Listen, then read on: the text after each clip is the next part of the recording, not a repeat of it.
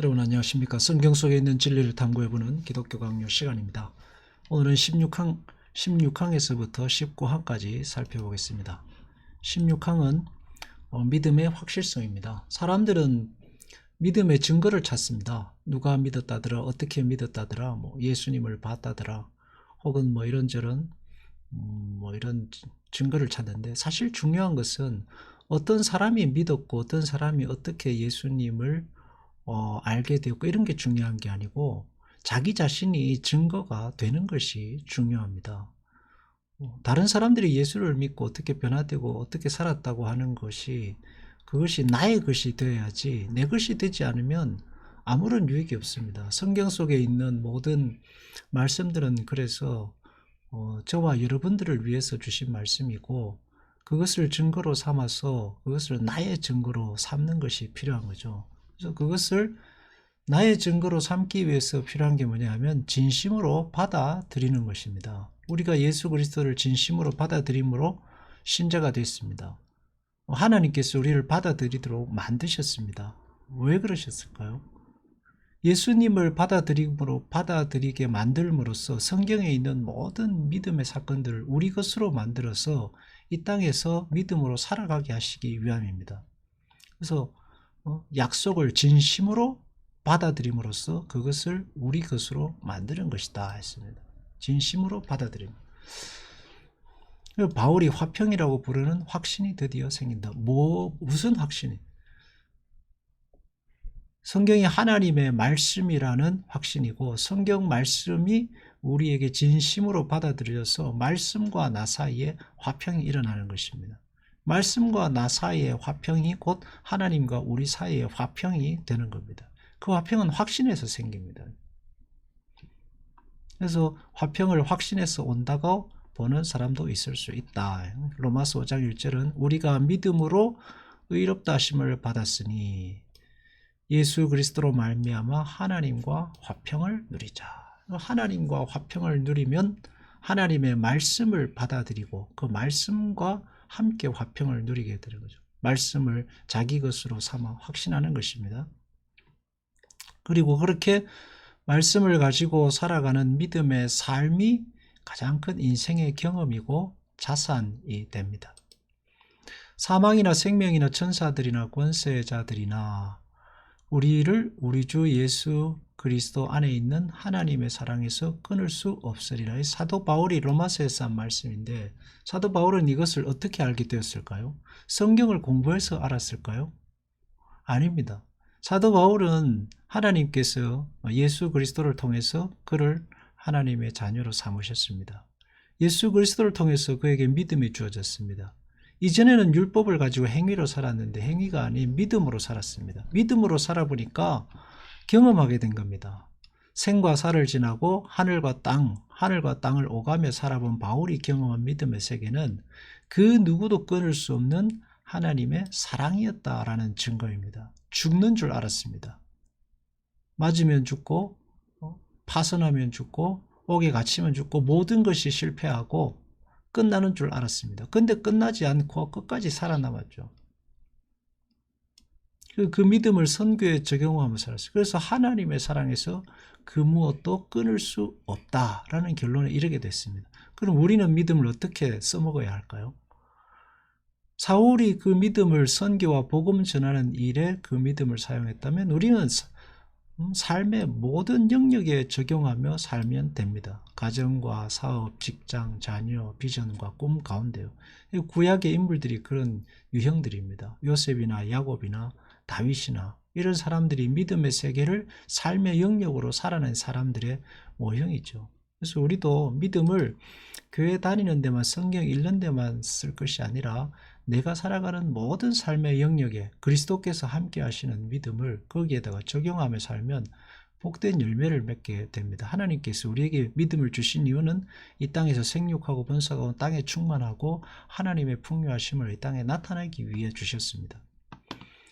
자, 시험과 싸울 때의 믿음 17항입니다. 그렇지만 믿음은 믿음으로서 존재하지만 그 믿음은 반드시 싸움입니다. 믿음 안에 들어오게 되면은 싸움을 동시에 싸움의 세계 속에 들어오게 됩니다. 그래서 믿음은 확신이라면 현실에서는 일어나는 갈등을 어떻게 할 것인가.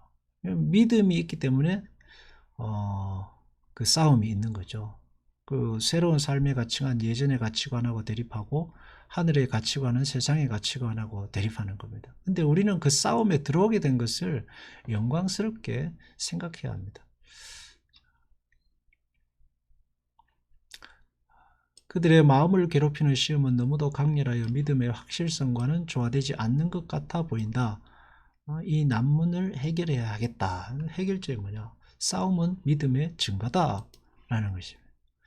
성경에 보면 이제 시편이 나오는데, 시편은 그 인간의 마음, 믿음을 가지고 살아가는 사람들의 마음의 그 상태를 가장 잘 표현한, 갈등과 고통, 아픔, 괴로움, 눈물을 가장 잘 표현한 성경이라고 할 수 있습니다. 그 중에서 다윗의 시편들을 보면 내 영혼아 내가 어찌하여 낭망하며 불안하여 하는고. 살아가다 보니까 왕도 낭망하고 불안해하고 뭐 여러 가지 거치죠. 내가 경급 중에 말하기를 주의 목전에서 끊어졌다 하였사오나. 하나님이 자기를 버린 것 같은 그런 느낌이 들 때도 있었다는 겁니다. 하나님이 은혜 베푸심을 잊으셨는가? 하나님이 버리신 것 같은 고통의 순간들을 지났다는 겁니다. 근데 그런 고통의 순간들은 하나님께서 그에게 믿음을 주셨기 때문에 그 믿음을 가지고 살아보니 그런 경험들이, 그런 마음의 갈등들이, 느낌들이 자기에게 일어나는 것을 경험하게 된 것입니다. 그 고뇌와 절망은 결국 그가 믿음 안에 있었다는 증거죠. 그 믿음이 없으면은 고뇌할 필요도 없고 절망하고 좌절할 필요도 없습니다. 하나님이라는 존재 자체가 없는 사람에게 하나님 때문에 고민한다? 없습니다. 저도 과거 예수를 믿지 않았을 때는 하나님 때문에 고민할 이유가 없어요. 그냥 내 자신의 문제만 가지고 고민하면 됩니다. 그러나 하나님이 우리 안에 들어오고 믿음이 들어오고 말씀이 들어오면 그 말씀이 세상과 싸우고 나와 싸우고 말씀이 나의 가치관과 싸우고 그 말씀이 나를 갈등과 싸움 가운데로 이끌어갑니다. 믿음이 있기 때문이죠. 그래서 그는 심한 풍랑에 시달린 경험이 있기 때문에 자기의 영혼을 향하여 그 평안으로 돌아가라고 권한다.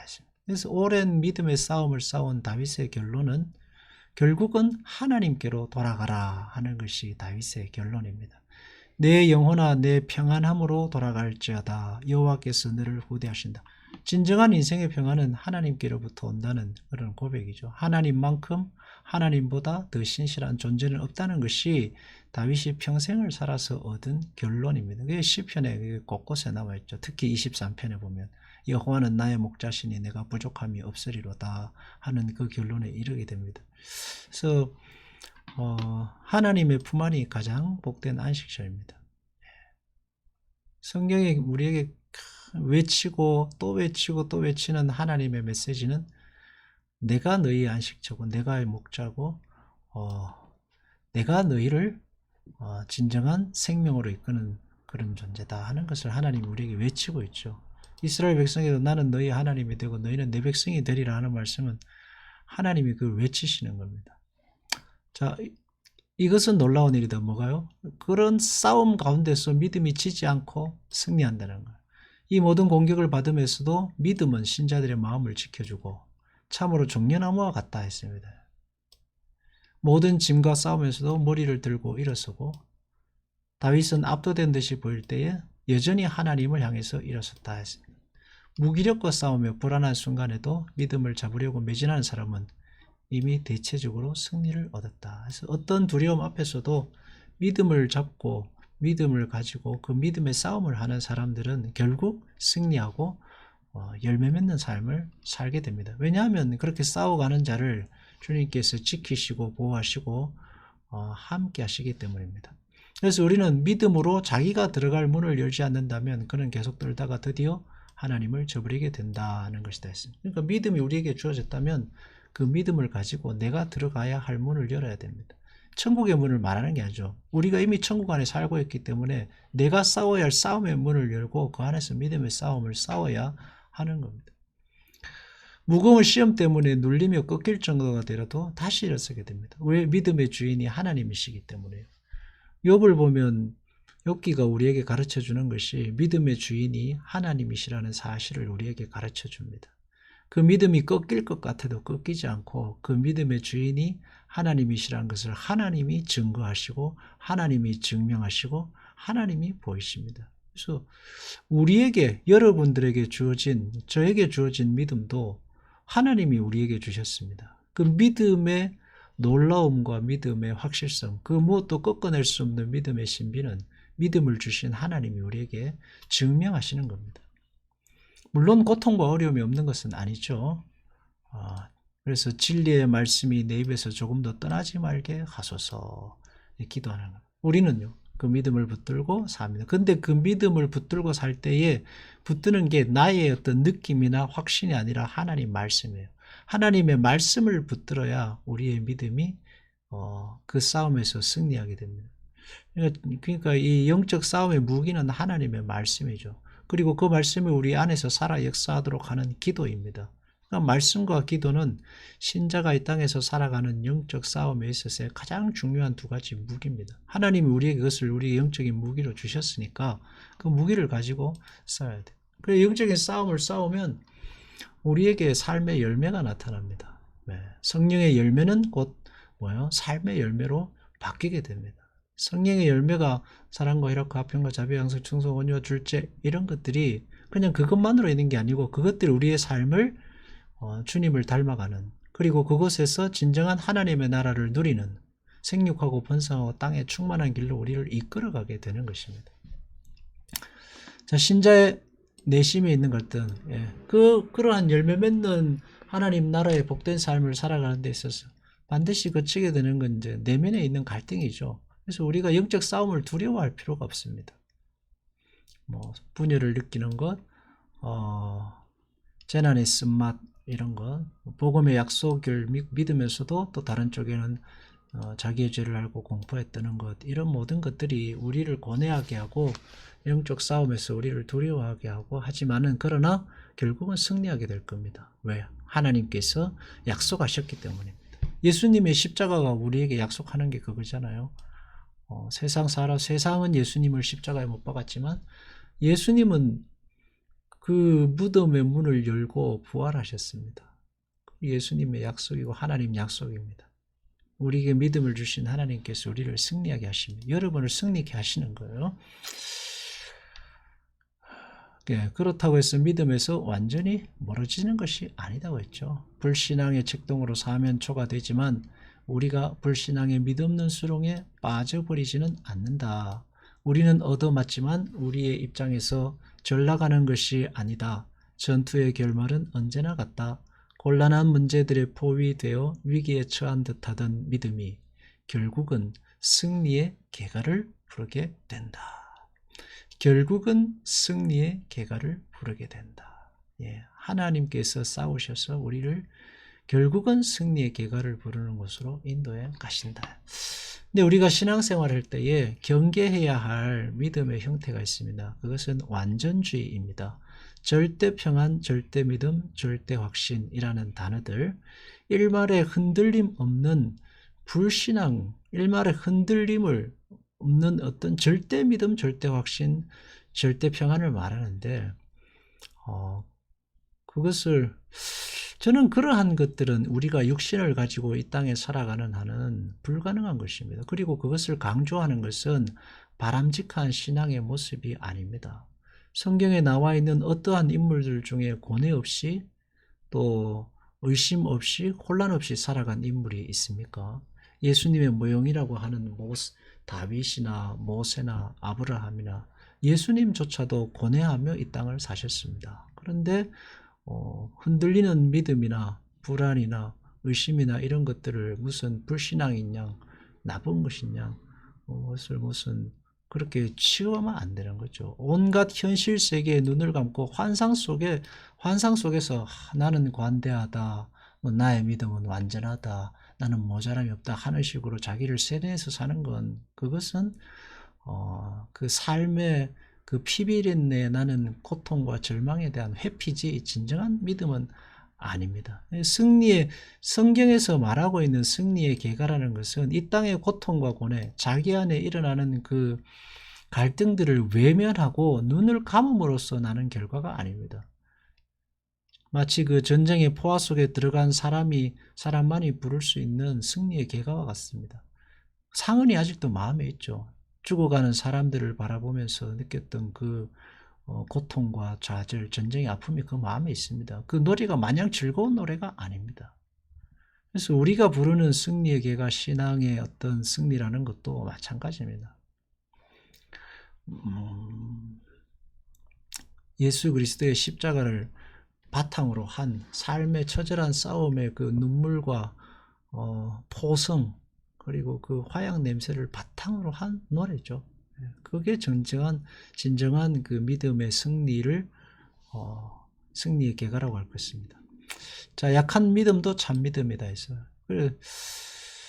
이게 정말 믿음이 진짜냐? 약한 믿음도 진정한 믿음이다. 지극히 작은 믿음이라도, 처음엔 지극히 작은 믿음이라도 우리 마음에 스며들게 되면 우리는 하나님의 얼굴 곧 평화롭고 고요하고 우리에 대하여 인자하신 얼굴을 보기 시작합니다. 조금씩 눈을 들어 보기 시작합니다. 먼 데서 하나님을 보나 분명히 볼 수 있어서 우리가 결코 속는 것이 아님을 알 수 있습니다. 희미하게 보일지 모르지만 그 희미함이 거짓이 아닙니다. 하나님은 그 먼 곳에서 우리에게 가까이 오시고 우리 또한 점점 더 가까이 하나님께로 전진하게 됩니다. 우리는 계속 전진해야 하므로 꾸준하게 전진한다. 전진할수록 하나님을 더 가까이서 더 확실히 보게 된다. 그게 바로 믿음의 속성입니다. 하나님을 더욱 잘 알게 된다. 그러니까 신앙생활 안에 있으면 하나님이 우리를 알리십니다. 어떠한 분이신가를 성경 속에 알리셨고 그 성경 속의 하나님을 우리의 삶 가운데도 알리십니다. 처음에는 무지에 쌓여있지만 이 무지는 점점 없어지고 더 밝은 광명 가운데로 나아가게 됩니다. 제자들을 보세요. 처음에는 열심인 것 같다가 다시 또 떨어졌다가 결국은 확신과 빛 가운데로 나가게 되는 것을 보게 됩니다. 그러니까 어떠한 신자가 신앙생활을 하다가 시험에 들거나 낙망하게 되면 비난할 것이 아니라 믿음의 눈이 다시 뜨여질 때까지 그 형제에게 그 지체에게 믿음을 주신 하나님께서 역사하시고 그를 일으킬 때까지 우리는 잘 돌보고 기다리고 인내하면 되는 겁니다. 그것이 우리의 자녀이든 남편이든 아내이든 우리의 지인이든 교우이든 간에요. 성령께서 역사하시기를 우리는 기도하고 기다리다 보면 그의 믿음이 다시 싹을 트고 일어나게 될 것입니다.